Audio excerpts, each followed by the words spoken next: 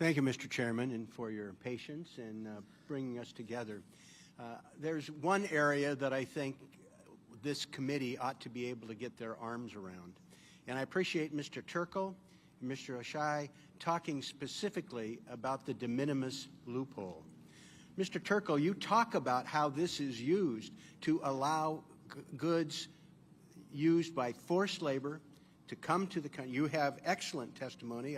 You didn't have a chance to speak to it in just your 5 minutes, but I would commend the committee to look at Mr. Turkle's page 10 and 11 about the abuses here and the impact by allowing over 2 million packages a day, uninspected, untariffed, to flow into the United States. Mr. Turkle, do you want to talk about what you might have added if you had time for your testimony?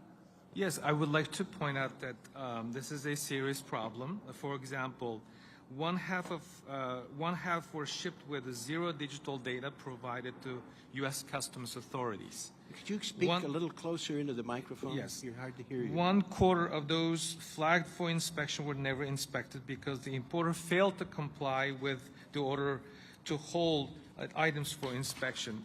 And then 1/4 of those inspected, I'm talking about de minimis, those 2 million packages coming to the United States, 1/4 of those inspected at JFK Airport had some type of violations. So we need to look at why we have this loophole continued. One company that have been in the question is the Shein. That is it is one of the most successful Chinese companies, even though their headquarters in Singapore. The download of this app has surpassed already TikTok, Instagram, Twitter.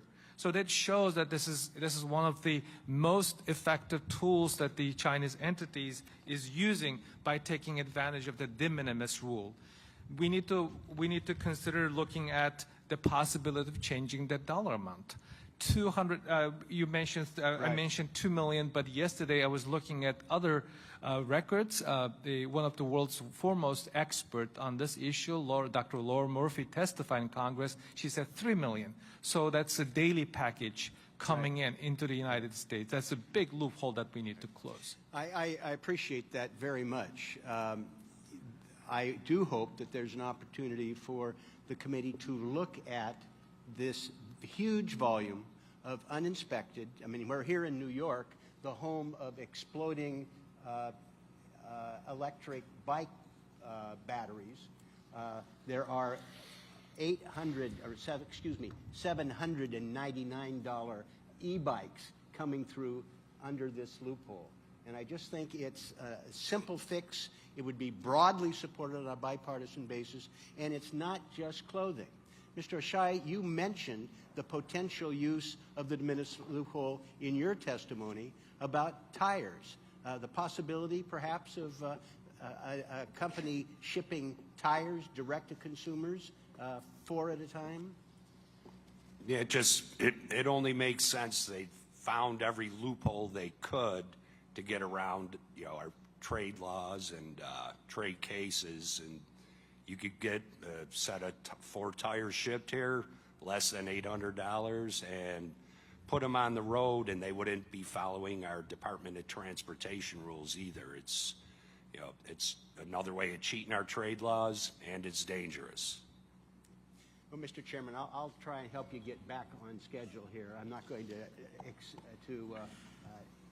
deal with your patience, but I think this is something that the committee needs to look at. We see companies use what is called creative invoicing, that if what the product you're getting actually costs $800 or more, let us work with you, and we'll find a way to get that invoice under $800 to be uninspected and tariffed. These are dangerous. It undercuts American business. There are actions of forced labor that come through using this loophole. And I just urge the committee to look at the testimony from our 2 witnesses that zero in on the de minimis, because I do think this is, the legislation that I'm going to reintroduce would only exclude a non-market economy that's on the watch list. And that's, let's see, that's China. And I think they should actually be excluded. It's a small signal that we're not going to be overrun, but this loophole is swallowing the exception in ways that are really detrimental to American business and the safety of American consumers.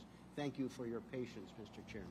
Thank you, Mr. Blumenauer. It appears that that loophole is almost an $800 free trade agreement for China for any products underneath that.